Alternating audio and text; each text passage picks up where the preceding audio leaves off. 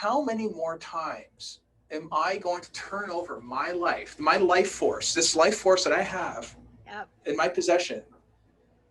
How many more times can I turn this over to some stranger, and they're gonna take it from me, and then eventually, when they're done with me, dispose of me? How many more times do I have to put put in this person's hands the future of my family, my son, my everything, all my hopes and dreams in the hands of some stranger that doesn't care about me? How many more times can I possibly do this at 45, 46 years old, something like that? And I'm like, I'm not doing this anymore. I will not. And it was that point. That was the point. That was the point when I realized I am not doing this anymore. I am not doing this. I'm done. I'm not doing this. Hey.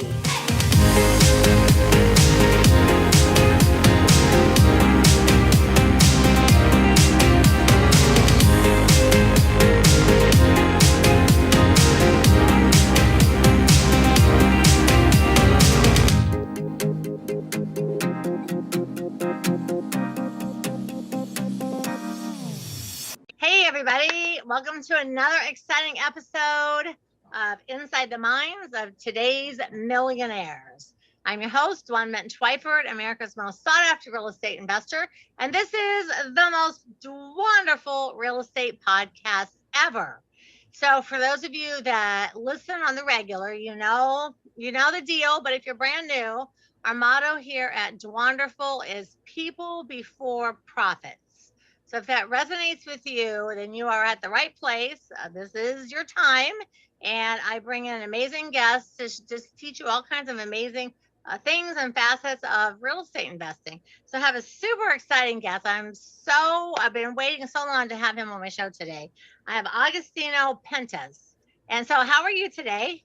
Dwan, I am awesome. I'm charged up. Super excited to be talking to you. I'm so excited that you're here today. So we start off and we do drinks with Dwan. So we have a toast. And what are you drinking today?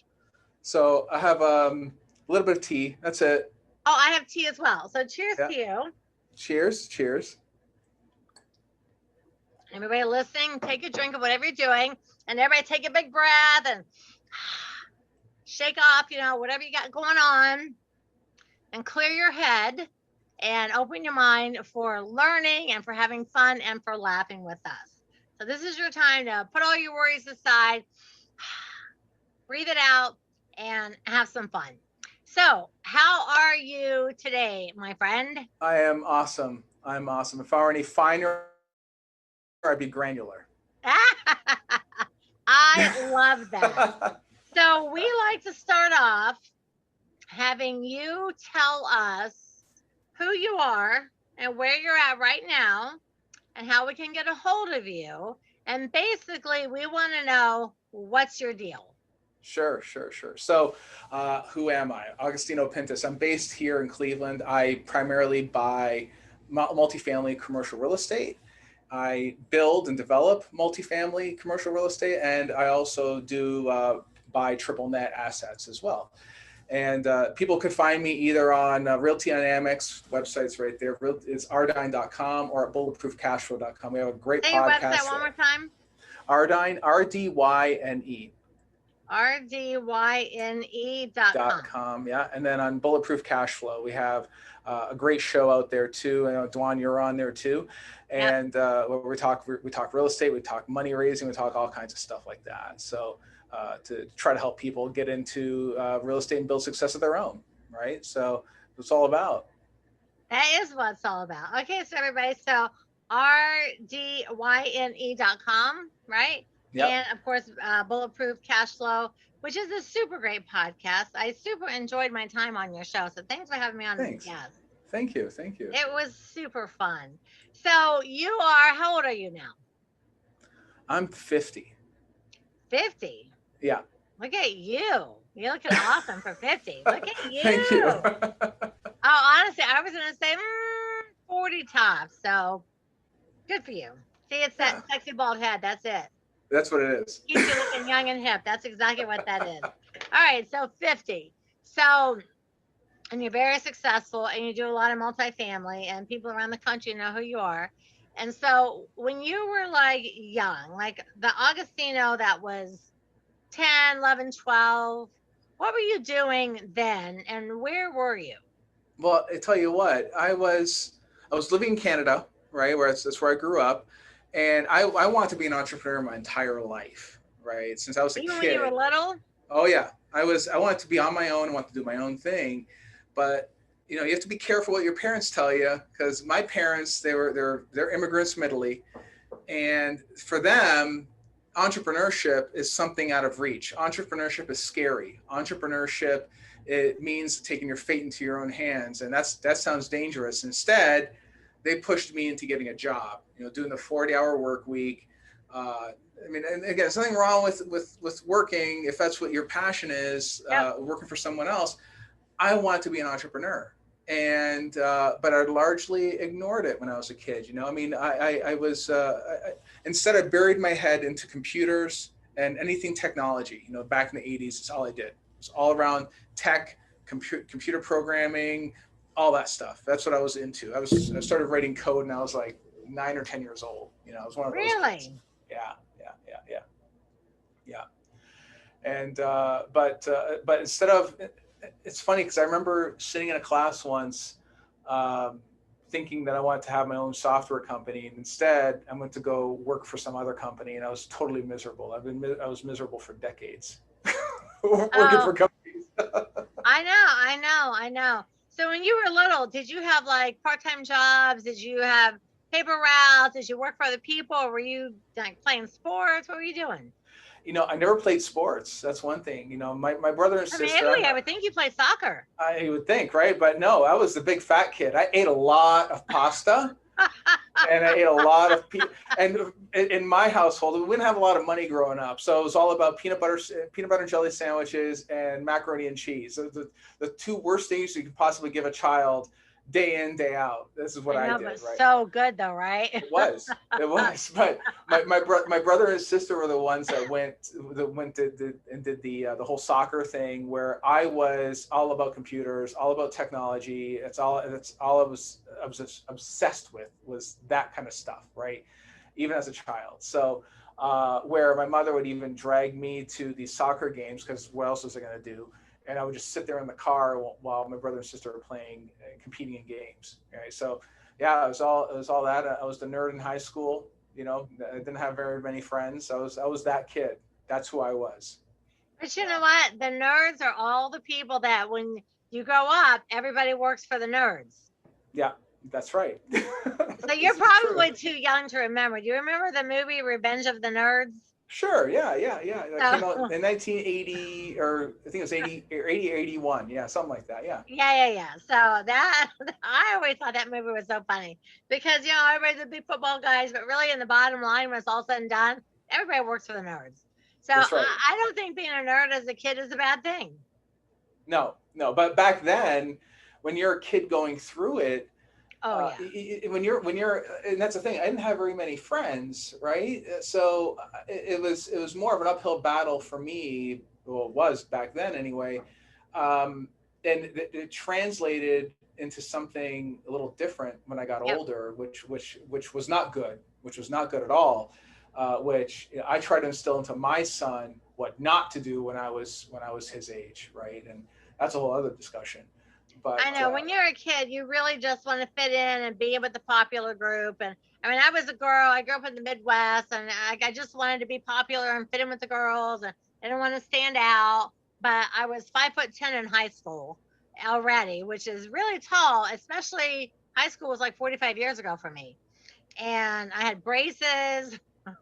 And I was super skinny, and then like these big boobs grew one year, and I was so horrified. I was wearing like baggy shirts and walking like that, trying to never smile and keep my mouth closed, and it was terrible. It was like the worst. Yeah. And but I flourished. Yeah, you did. That you did. And but one thing my parents never told me, because either they didn't know or they weren't paying attention. I mean, they both worked very, very hard to put food on the table. That's all they were concerned about. It was tough back then, for us anyway. So it was, they never told me the importance of networking and the importance of teamwork or Oh yeah. they didn't even know. How would they know that stuff? They wouldn't, Yeah. they never learned that stuff in Italy during World War II. I mean, Are your parents like first generation over here from Italy? I'm first generation in Canada. Yeah. So Canada? Italian is my first language. Yeah. Yeah. I grew up in Canada. Yeah. Nice. Well, that's kind of fun though. Yeah. Like your Yeah. family came like straight over. Yeah. That's super neat. So when Yeah. you were a little older, like 2025, where was your head now? Where Agostino, like you're out of high school, you're probably not the fat kid anymore. Maybe still a nerd though. where, where are Well, you at now? Like where's your mindset in your early 20s? I'll tell you, when I was about 19, I just turned 19, my mother had a serious accident. And so I was left, and my parents were just divorced just prior to that, like months prior to this accident, like 6 months prior. So when that accident happened, I had to raise my little sister who was 16, and I had the house payment. I had to take care of everything. My mother was in a hospital. She was comatose in the hospital for a while actually. So at the Wow. time, my mind was all about survival. Yes. It was all about just trying to keep my head above water and just keeping my little sister safe. That's basically it. Aw. But that's so So honorable that you did that. well, it is, but I mean, obviously, I don't want anything bad to happen to my parents. Who wants that? But you tend to grow up very, very quickly. So unlike other people or other Yeah. kids, like they were going out to Florida for spring break and partying and drinking and all that stuff, I was working my ass off to because I have a house payment now. Yeah, I got to put no. food on the table. I got to raise my sister. I got to do all these different things, and I was putting myself through school too. So it was a lot of hard work. It was a lot of hard work. I bet it was. Yeah, And yeah, especially like to be thrown into it like that. And yeah, not a 19-year-old men or women wouldn't step up and take care of their younger siblings. yeah. Well, but you know They'd what? like Those ship one, them off with dad and just go do your own thing. yeah. Well, and that's a whole other story with all that. My brother went to go live with my dad, but one thing though that my parents never told me growing up that I tell my kid all the time, I tell everybody for that matter, is the importance of mentorship, right? Having the right people around you to help guide you, especially as when I was a young man, 19, 20 years old, I'm just fumbling around, just trying to do my best with what little knowledge I had. Yeah. Whereas if I would have had a mentor to say, hey, listen, instead of doing it this way, here's what you could be doing. Here's what you should be doing with your life or whatever the case may be. So I was working in like as a computer technician, right? Because I remember I was into computers and stuff, right? Yeah. Trying to do stuff like that. I was actually holding down two jobs, and morning and night. So after work, I would jump in my car, go to the pizza place, and work there. And I was doing that well into I'd say my early 20s actually. So had like two jobs. Wow. So I wasn't afraid to work hard. Two full-time jobs. These are both full-time jobs. And you you're know. taking care of your sister and your mom. Is your mom okay? Well, that's. I mean, she had permanent brain damage. She's still around right now. And but those effects they last forever. Oh, they do. So Oh, I'm sorry you had to yeah, go through that. yeah, Wow, yeah, that's really that is like sometimes you do. Life just throws you like some major curveballs once in a while, yeah, doesn't it? yeah. And my mother and I were very, very close. We were very close. So, but the thing is that I didn't have the right guidance. I didn't have the right mentorship, and I don't know that my parents would have been the right ones anyway, regardless of that. But the mentoring is super, super important, Yeah. and it doesn't matter what age you are. By the way, I mean it would have made more impact when I was 19, 20, my early 20s or whatever. But even now, even today, if someone's listening and they're 50, mentors, get a mentor. Yep. Get a mentor. Everyone should have a mentor, right? It doesn't have to be. It doesn't have to always be older than you. It could be someone younger than you. Yeah. One of my great friends. He's my primary partner. He's 10 years younger than I am. He's my mentor. I listen. I watch everything he does. And I Yep. replicate. That's what you Yep. do. I was like, I You know? had an aunt like that, my Aunt Evelyn. And she just was that person that was like, hey, Here's what you do through life. It's time to get, when I was thinking about getting married and having kids, just always like that really solid person giving advice that, I would, because, I didn't listen to my parents. So Yeah. I would listen to her, but always just there to give solid advice and to be helpful when I was having tough situations or struggling or whatever. And I feel like every kid needs to have like a person, Yeah. That's somebody. right. That's one of the That's things right. that I do in my family. My husband has a lot of nieces and nephews, and I have a few too. And I always tell the kids, I'm like, listen, I am the one person that you can come to. You can tell me all the horrible things you're doing, the drugs, the sex, whatever you're doing, and I will help you and guide you, and I will not rat you out. I will not tell your parents. If you come to me for advice, I will help you. And I Yeah. have, even with my own kids, sometimes they're like, hey, can I talk to you? And then they'd tell me something, and the mom piece of me is like, and then the other people, but now I said I'd be open, I would help. But I have had so many of the young kids come to me because they get in situations and they don't know what to do. And I promised all of them, your secrets will go to the grave with me. But you need help or need that, I'll be that person for you. I will not tell your parents. And with all my brothers and sisters and everybody, if they all knew half the stuff, the kids, I was like, oh my God, I'd kill my own children. But Yeah. I tried to be like that for the younger people in my family because I had a person like that that really helped me through a lot of dark times. So I do get that. And it doesn't always, like you said, it doesn't even have to always be somebody older, just somebody you can say, hey, listen, this is happening right now. Like, what do I do? How do I make this work?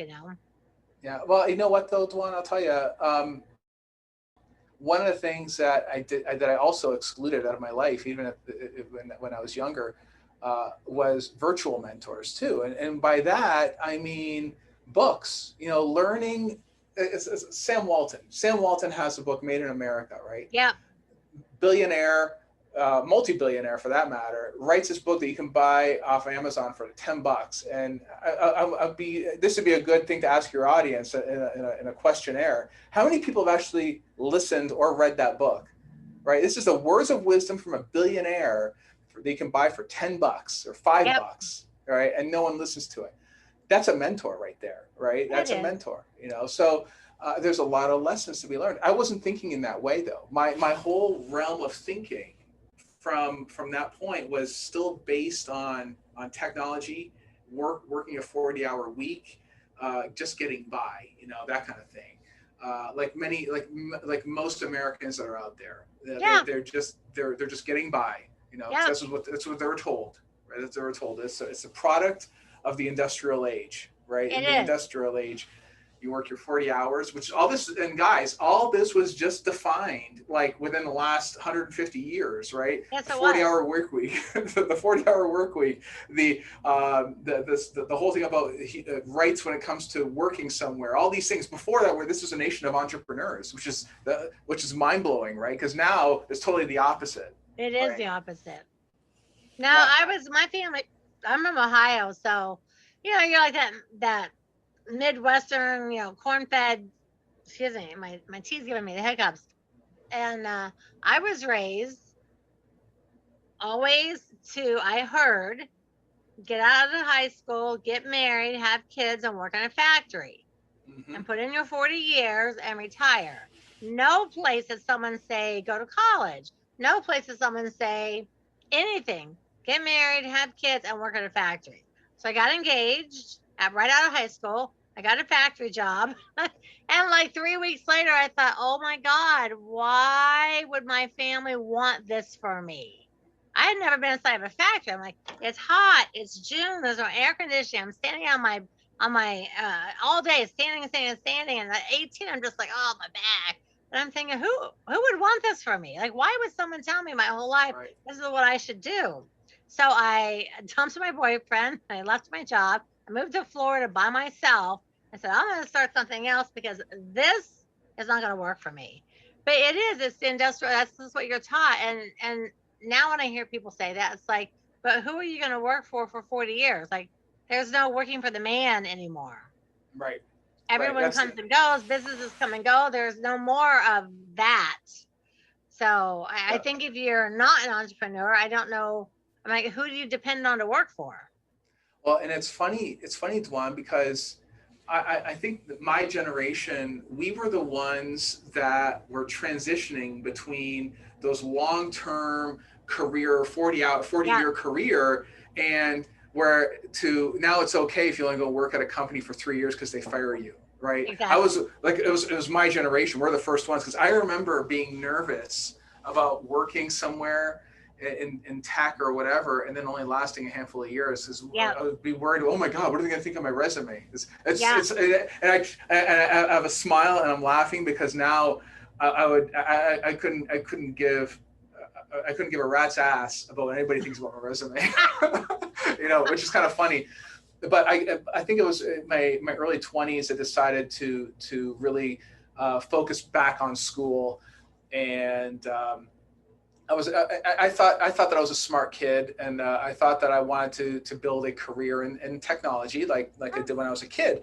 So I put myself through school. I started in Canada, went to college in Canada. Then my friend and I, my buddy and I, we moved over to the States, and not that we shouldn't say we moved. We started going to school in the States from Windsor, which is just a short bridge ride over. Right. And we did our undergrad in electrical engineering technology, and then I continued on to the 2 master's degrees. One, I did an MBA, and I did another one in information systems.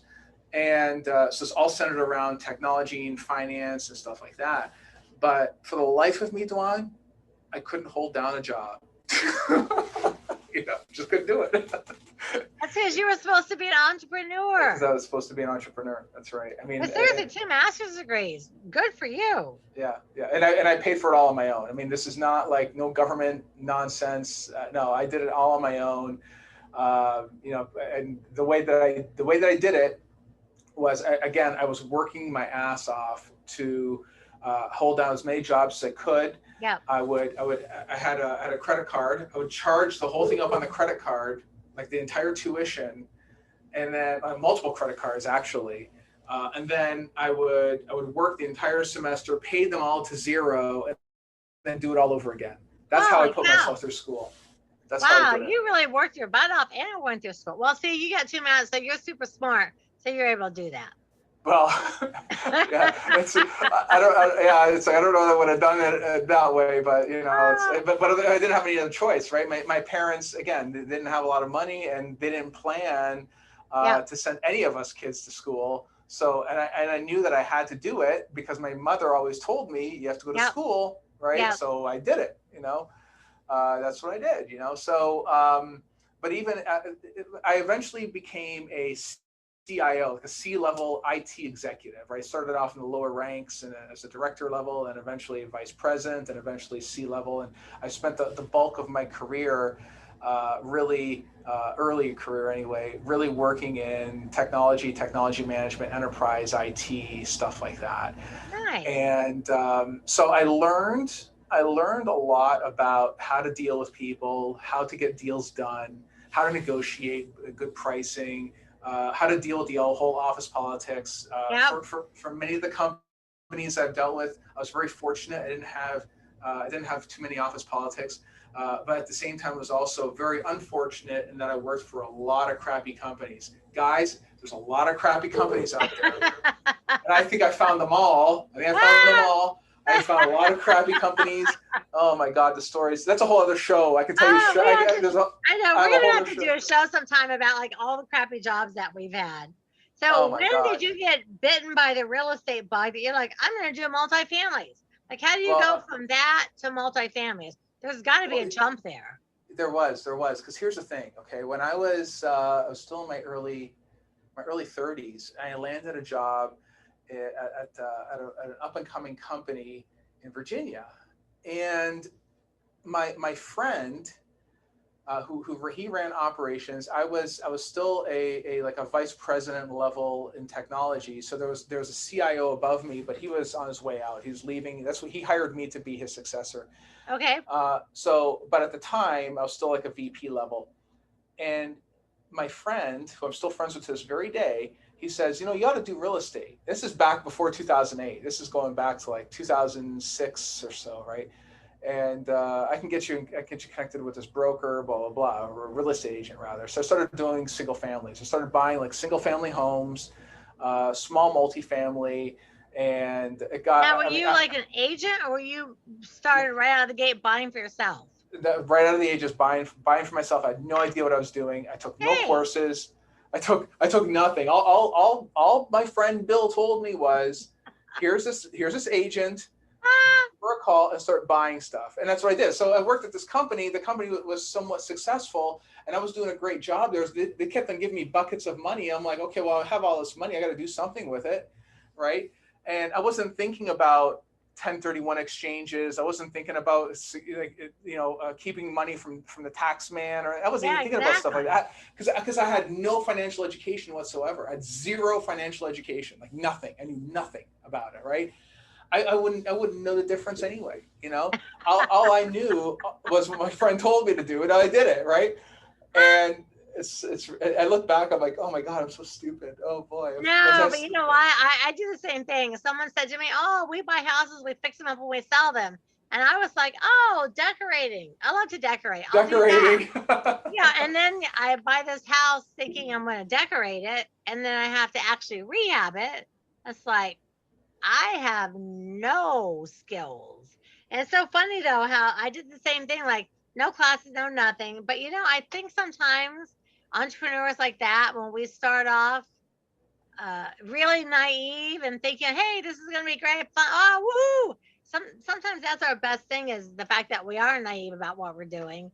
Right. Because I think sometimes if I had known really all there was about rehabbing and all the things that can go wrong, I don't know if I would have jumped right on it just thinking I was going to decorate houses. Well, but here's one thing I learned leading up to 2008 was that I was buying up as many houses as I possibly could. I was putting under my own name. I didn't use an LLC or anything, and I was doing stuff like that, right? And then eventually, though, because I've always been very conservative with my numbers. I still am to this very day. It's an old habit that's never failed me.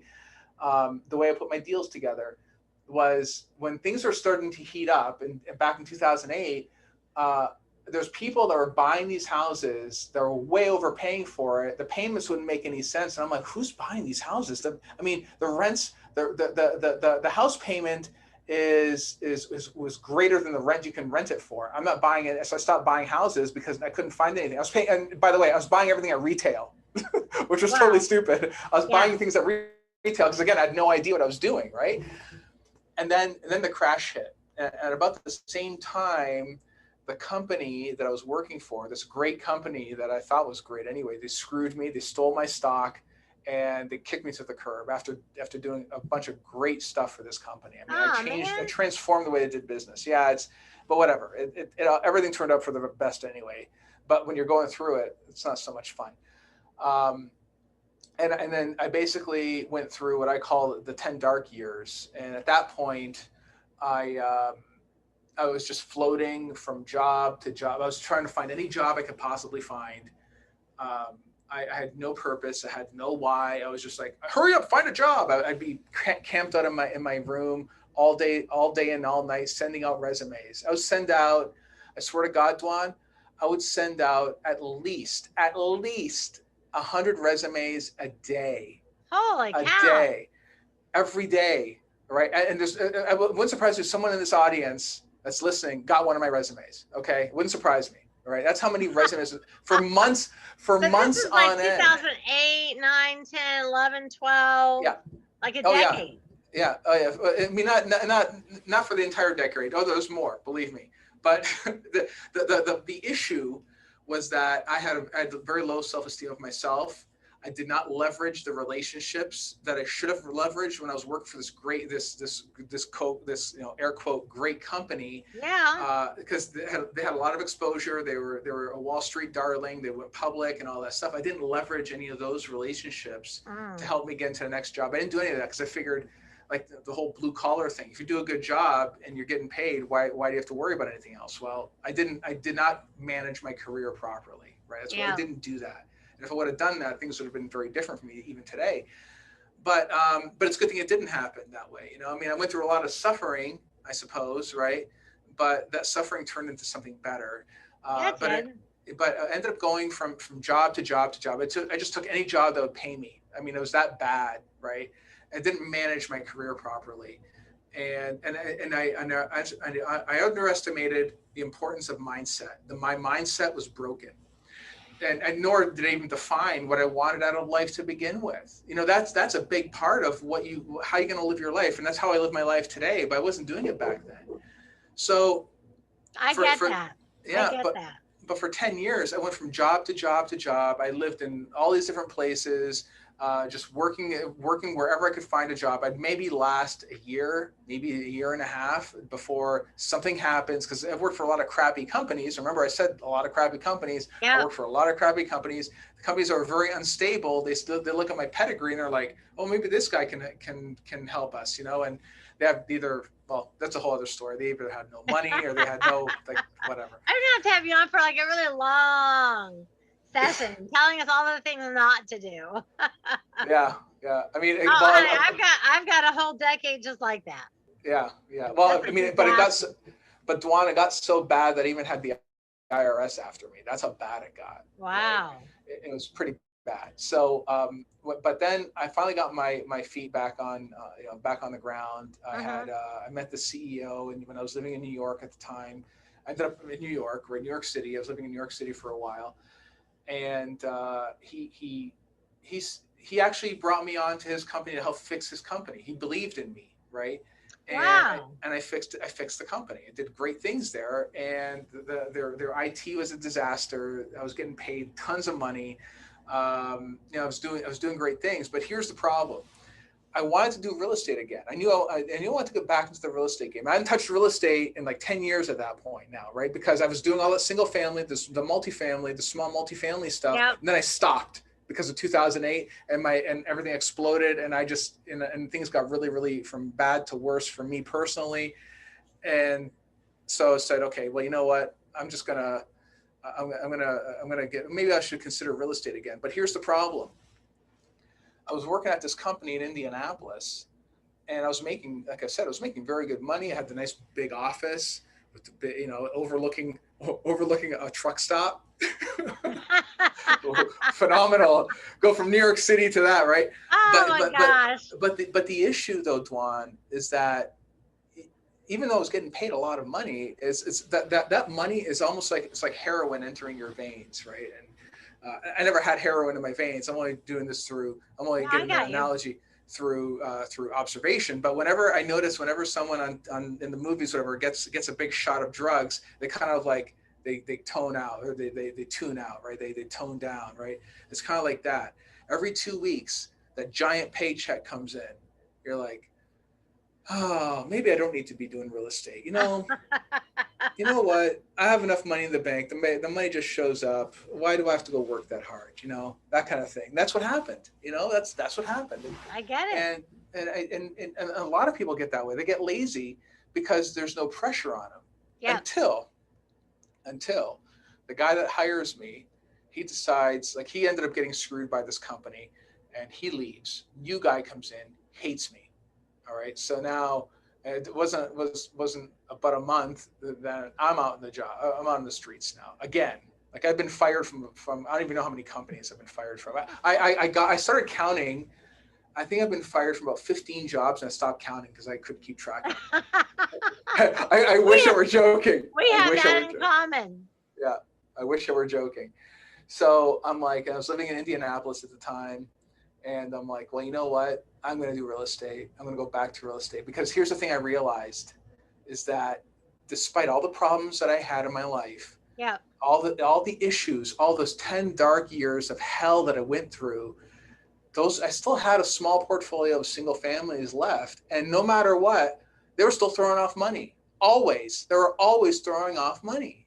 Right. And I'm like, all throughout all this hell that I went through, these properties still have money that come to me every month, no matter what I did.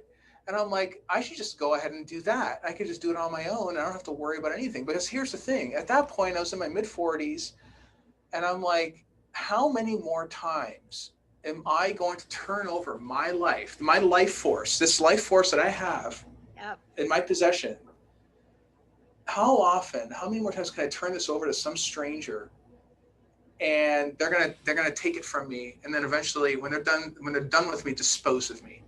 How many more times do I have to put put in this person's hands the future of my family, my son, my everything, all my hopes and dreams in the hands of some stranger that doesn't care about me? How many more times can I possibly do this at 45, 46 years old, something like that? And I'm like, I'm not doing this anymore. I will not. It was that point. That was the point.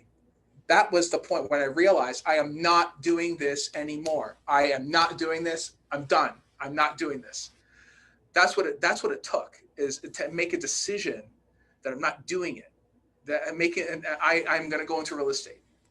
And that's so what I you've did. only just been in like this for a short time. Well, I would say that when, in the new business that I built now, yes. The new Agostino. Yeah, because everything was broken. I had no perspective, right? So what I ended up doing was, first I went to Michigan. I started liquidating everything. So I went to Michigan and had houses out there, got rid of all that. Went to Virginia, had some houses out there, got rid of that. I still have one house there left, actually. It's funny because just before this meeting, I was messaging the lady that lives there now. She wants to buy it from me. I'm like, great, but when I was in Virginia, trying to liquidate all these houses, I was trying to find a consulting gig. I still needed a consulting gig while I get this real estate business off the ground. Right. An attorney friend, when I was doing some networking back in Indianapolis, he does real estate. He's a real estate attorney, and I asked him, like, he happened to call me about some Bitcoin thing or whatever. I don't know what the hell it was. And I'm sitting on the phone. I look out my car window, and I notice this big, like, well, not really big, but a 30 unit apartment building or something like that. And I said to him, I go, who owns those things? Like, who owns these buildings? He's like, what do you mean? And these buildings, who owns them? He goes, what do you mean? People own them. They syndicate it. I'm like, syndication? What's that? So he explained what syndication is. And for those people that aren't familiar, syndication is when you raise money from other folks. You basically raise the down payment for the property and all the repairs you want to do to the property and everything else like that. You use that as a down payment, and you buy a property with it, and then you share in the returns, right? You share the returns, your investors share the returns, and if you run the property the way it should be run, everybody's happy. Right. And I'm like, well, I could do that. I mean, I know how to raise money. I know how to talk to people. I know how to how to prepare materials because I have my corporate experience, right? You know what? That's what I'm going to do.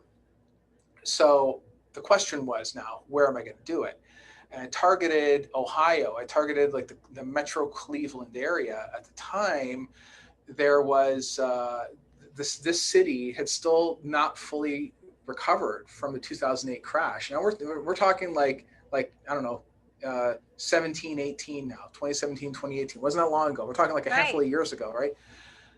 And I took on a consulting role with some crappy little company out here while I got to work building this business. So I loaded up everything I owned in my car. I was living in hotels. Nothing. I had nothing. Right. And and previous to this, I had this giant house with Corvettes and Hummers and like granite countertops, cathedral ceiling, and all this stuff. I had it all. And now I'm living in hotels. That's how bad it got. All right, living in hotels, having the IRS chase you down. That was my life at one point. Oh my gosh. Yeah. So, but one thing I started taking on was virtual mentors, right? And this is like reading like Robert Kiyosaki, reading guys like that to understand not only the business but also the mindset. Understand the mindset and the importance of visualization. And that is something that throughout my life, up until that point, I totally ignored it. And most people do. They totally ignore it. And when I sat down and started writing out my goals, and I sat down and really started focusing on the mindset, that's when things really, really started to change, right? So by moving out here, working at this company as a consultant, and started driving around, meeting brokers, starting from zero. From zero. Yeah, just a few years ago. Yeah, just a few years ago. Yeah. So now I'll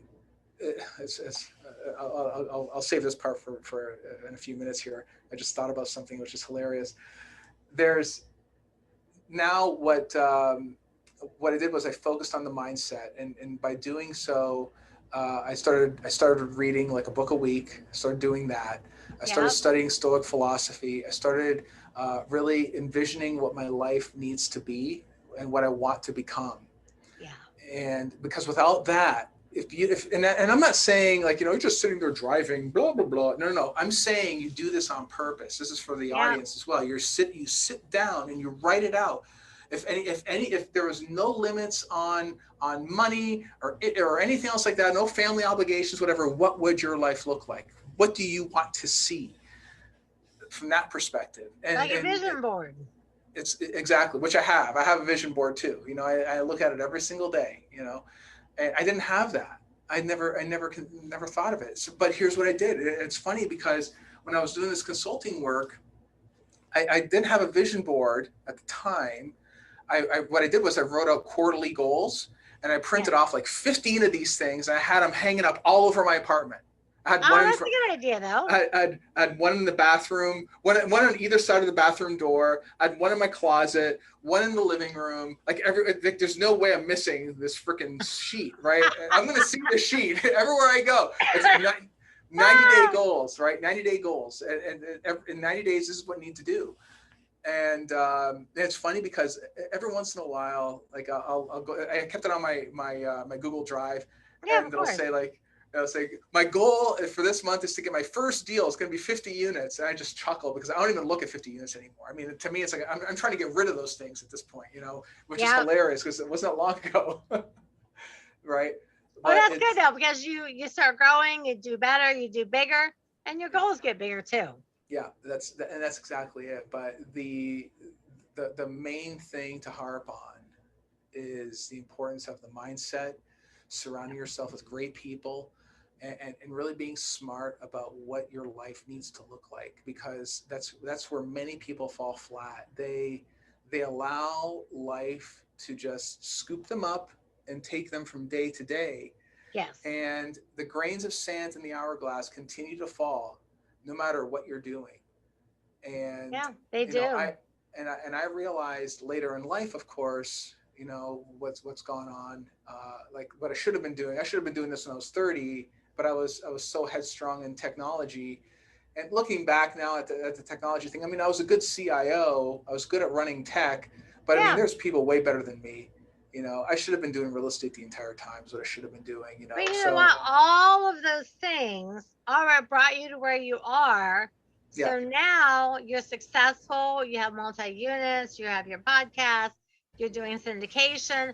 Like if all of that hadn't happened, you might not even be where you are right now. Correct.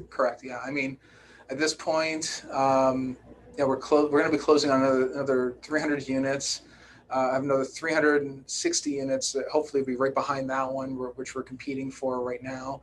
And then possibly another 300 units behind that one too.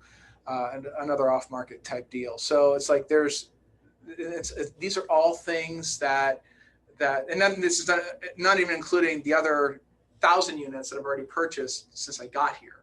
Right? Nice. And then on top of that, as I mentioned at the top of the call, was we bought the Rockefeller building in downtown Cleveland. It's a historical asset. When that deal is done, my partners and I we're going to put $125 million into that thing. And I'm pointing outside my window because I live in a high rise now, and I look at that building every single day.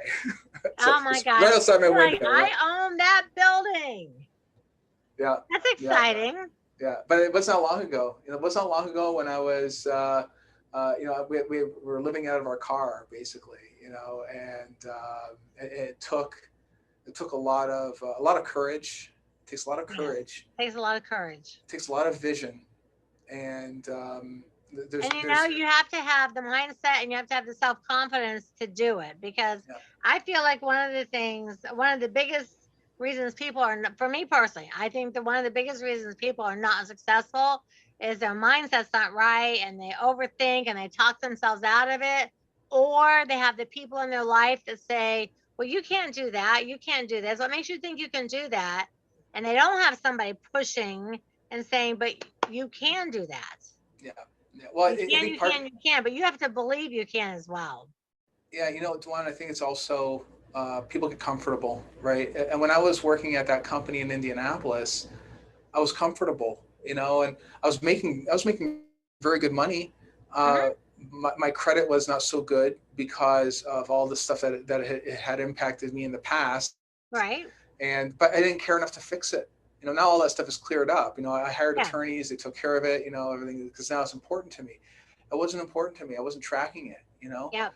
That is probably the worst place for you to be, is to be in a position of comfort. And that's it took me getting fired for the umpteenth time. I have no idea how many times I've been fired at that point. But it was that where I realized that, what, it's like I cannot live this way. I No. will not live this way. I want to have my house in Monaco. I do want to have I had my Corvette. My Corvette was nice. It'd be nice to have a nice fast car, that and a nice home and all that, Oh, stuff sure. again, right? But it's but it was comfort. Comfort is what kills. Comfort is what Comfort kills. does kill you sometimes because Um, once you get really comfortable, you don't push anymore. And then if you get kicked out of that nest, you're sort of yeah, lost. You're that's lost. right. That's I right. And you love and you, your and you leave your story. I mean, future. you have such a great story. I love how and we're gonna recap here before we get completely to the end. But I really love your whole story. I mean, you have like ups and downs, and now you're up, but you're there and you're there on purpose.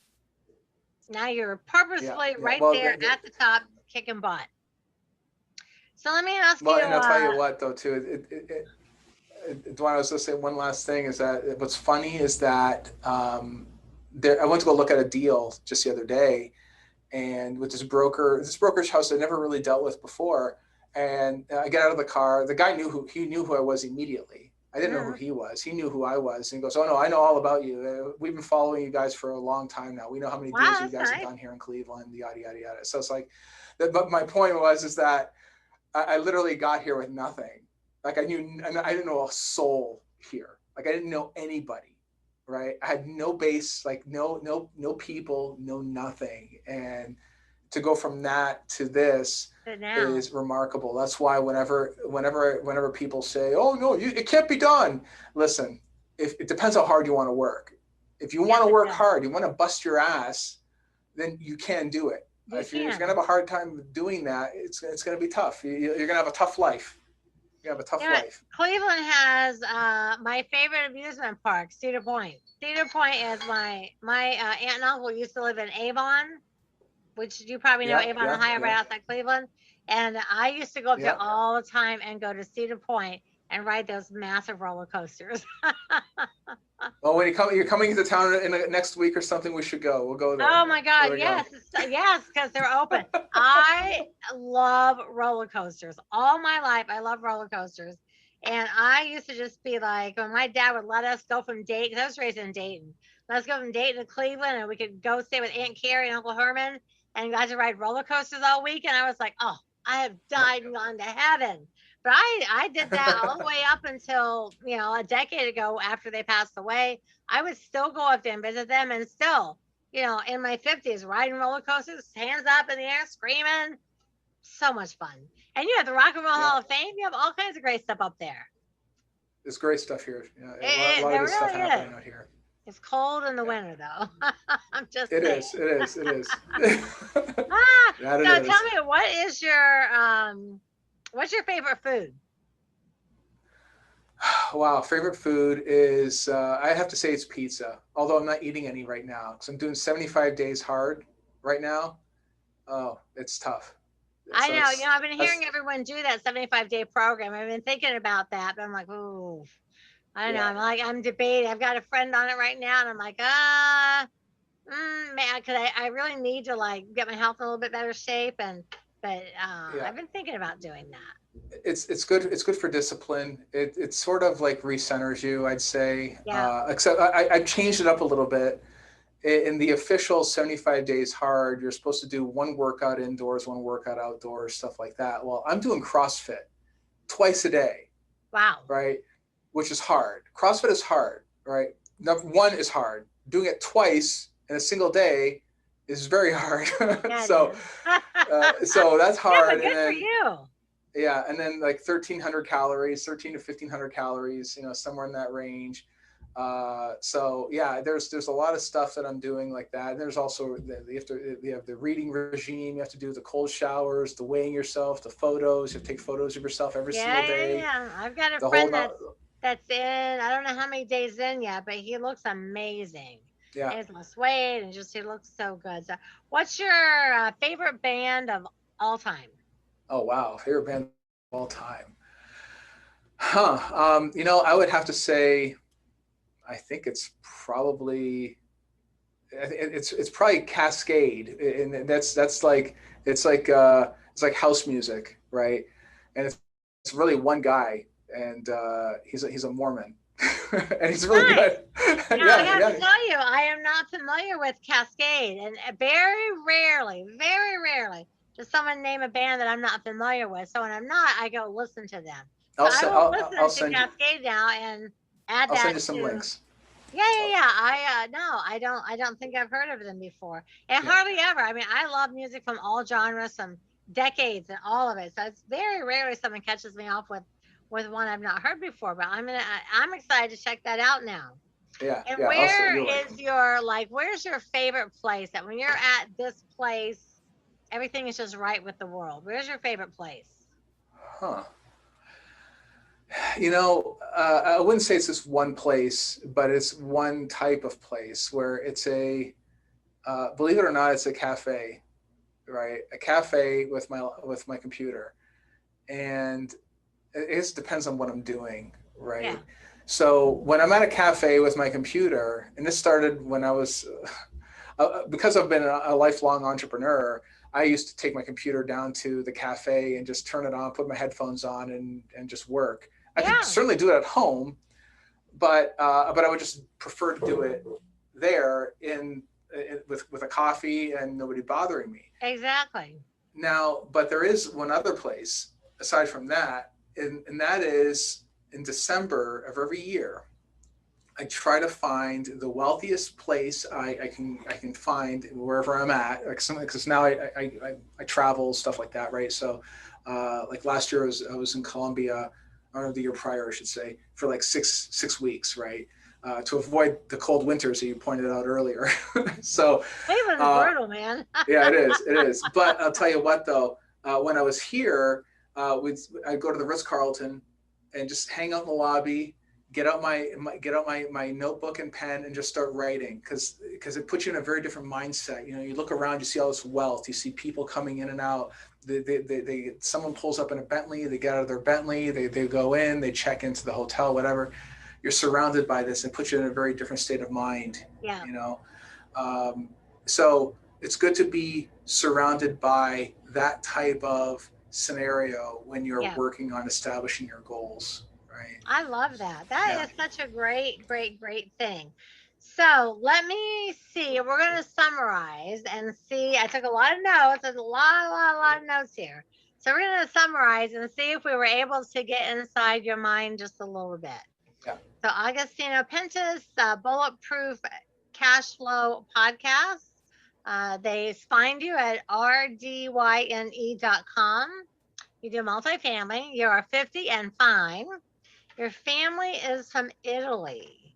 When you were young, you were in Canada and you were computers and you were coding and you were a nerd. And then when you were a little bit, not very old, only 19, your mom was in a really wicked accident and you just stepped up to the plate and you took care of your little sister, which is really an honorable thing to do. And at some point, you said you were a big fat kid, but clearly that is not happening right now. And you were in computer tech. You have 2 master's degrees. I like the fact you read the book by Sam Walton. I read a lot of books like that myself as well. And you said then in 2008, you were basically working for a really good company, kind of kicked to the curb. Took about 10 years. You had a little bit of a dark spell there for a minute. And earlier in your 30s, a friend had told you to get into real estate. You stopped in 2008, had your little bit of a black hole, but that's okay because we all bounce out of those black holes. and your mindset was broken, went to New York, started working on your mindset and sort of got it fixed and got going along on the right thing, started building vision boards, started working multi-units, doing syndication, bought the Rockefeller building, which is super cool that you have that building in Cleveland. And you're like pizza, the band Cascade, cafes, fancy places. You think mindset is like the most important thing of all the things. Yeah. Yeah. It Is is that the a only little thing. bit of inside the mind of you today? Yeah. To emphasize it though, Dwan, the mindset is everything. It is everything. It was so underestimated. The people that you surround yourself with, even the ones that seem innocuous, the garbage that's on Facebook and social media and all that stuff, right? The friends that you're with, all those people have a small influence. As long as it enters your eyes, enters your ears, wherever, any of your senses, even your sense of touch, right? It will all have an influence on your brain and then determine what your future is going to look like. And what's funny is that, if you would have told me, if I would have heard this message myself like 8-9 years ago, I would have said they're full of crap. What the hell are you talking about? It sounds like a bunch of foo-foo nonsense. And having lived it now, I've lived it personally. It is 100% true. The people you surround yourself with, it matters. And it does matter. It's like I have friends from I call it my old life. I mean, I still talk to them from time to time. Sure.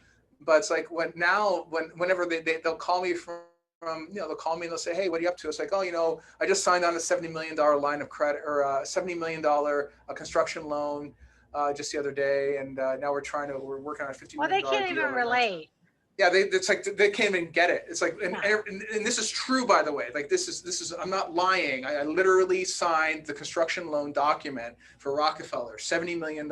Signed it. We sent in the $150,000 startup fee, so they can perform their due diligence and everything else like that. I mean, this is all real stuff I'm doing, right? This is not fake. And it's when I come up there, I want you to show me a building. Absolutely. But the point is that if you would have told me that I'd be doing this even 5 years ago, I would have said, no freaking way, that's not going to happen. No, and here we are. And here we're doing it. That's because your mindset changed. The mindset changed 100%. And so speaking of mindset, I had talked to you earlier on the show. At the very end of the show, I have something I call the 5 equities of life. Yeah. And so they are spiritual, physical, financial, mental, and family. And if you kind of like take a piece of pie and you put all those things in there, that's sort of what makes us who we are. Yes. And I know from my own personal experience that when you're building your career, it's really easy to get out of balance, which is kind of what that 75-day thing that you're doing is to get rebalanced and kind of get recentered. So I always like to have our guests honor us and give us our life equity of the week and give us an assignment. And then my listeners know that whatever equity and whatever assignment, I ask everyone just to do it for a week. And if you like it, keep it. And if you don't, that's okay. But at least you did it. And it adds value to people's lives. So what is our life equity this week?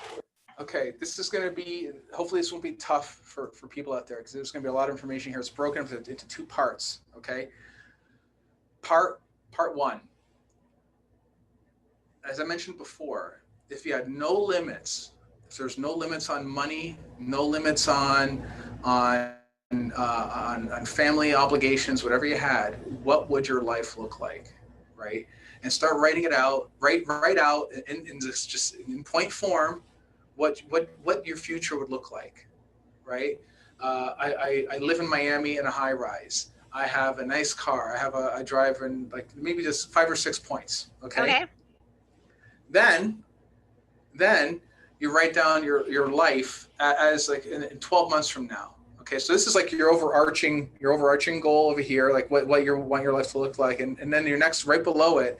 And I'll give an example. So for the second part here, you would write down like I own 12,000 units, producing 12% cash on cash return annually. I have a home in Medellin, Colombia, and I have a home on the coast as well. And I have my son is friends with some of the most famous people in the world. I have a great relationship with my wife. I have so write down in again, you're writing it in current tense, like this has already happened. Yeah, right? Current, right? And you're writing this out. You have to write out 21 points, 21 of them. There's no limits. There's no caps on this thing. So the first one's 5. The next one's 21. Okay. And these are things that you want to accomplish in some amount of time, maybe 12 to 18 months, right? 12 to 18 months. If this is going to be your life, maybe getting a house in Colombia might be out of reach for some people right now, right? But I guess write it out as if this is really going to happen. Like it's already happened. It's already happened. It's already happened. Okay, this is very, very important because what we're trying to do is we're trying to turn on your reticular activating system. Okay, have you heard of this, Dwan? A little bit, yes. Okay, so then that if there's a car that you want, so I pre-ordered the Cybertruck. Okay, so now whenever I'm driving down the street, I see a Tesla everywhere. I see them all over the place. Before I would never notice it, but now I see them everywhere. Why? Because my reticular activating system, I already took action. I ordered the car, and now I see them everywhere. Yeah. It's kind of like the same thing. When you start defining what your affirmations are, that's what that second part is. These are your affirmations. When you start defining what the affirmations are, the opportunities start appearing. They come into your universe. You're pulling them into your universe is what you're doing, right? I'm a big believer in all that. I do all that all the time. So what you have to do is write this out morning, noon, and night. You have to write out at least 3 times a day, number one. And number two, you have to write it out whenever you feel like, things aren't going your way. I mean, there's days that they're really, really crappy for me. When that kind of stuff happens, I sit down, I get out my pen, and I start writing. Because it reminds me as to what I need to be doing. What are my goals? Remind me, why am I putting myself through all this hell? Oh yeah, this is why right here. That's right. This is why. So we'll put this under the category of mental. Yes. And then these are mental exercises. Yes. And then there's part 2. Now part 2 is interesting. Okay, because I did this. Everything I'm telling you guys, I did this myself. Okay. You have to reach out to people on LinkedIn. All right. You have to reach out to people on LinkedIn. And these are people that can possibly change your life. And you have to try to get a coffee or a drink with them and get a meeting with them. Okay. That's what you're trying to do. This is hard. This is very, very tough, but it's doable. Okay. That attorney I mentioned earlier. Yes. I did it this way. This is how I met this guy. Otherwise I would never have met him and my life would have been completely different. Right. So what I did was, and this is the assignment, was that I knew I wanted to get back into real estate. Remember I said before, right? So what I did was I went to LinkedIn. I started looking up everybody that was local that did real estate. Okay. Right. And I started friending them and ask them, hey, you know what? I was a former real estate entrepreneur. Do you mind if I buy you a coffee and just pick your brain for 20 minutes or something like that, Or it was a little more, I guess, more information around that, but you get my drift. Write a nice email to get their attention. You just got to remember these people like me, I get spammed all the time on LinkedIn. So you have to craft your message in a way that's going to get a response. Okay. And I'll tell you what, Dwan, I did this, and I think I might redo this again, because all those people that I met, I'm still friends with this very day. And those are the people that helped me get to this level. Those are the people. That is a great task for everyone to do. Right. That's so a great task. You have to try to hit 2 a day. So that means you're probably going to message, you might have to message 15 people just to get 2 responses. Right. You're going to keep my people really busy this week, because you have to do the thing with no limits, what they want their life to look like. You have to have their 12 months, what they want, 21 points. And you have to reach out on LinkedIn and get 2 people that they can reach out to and they can meet with.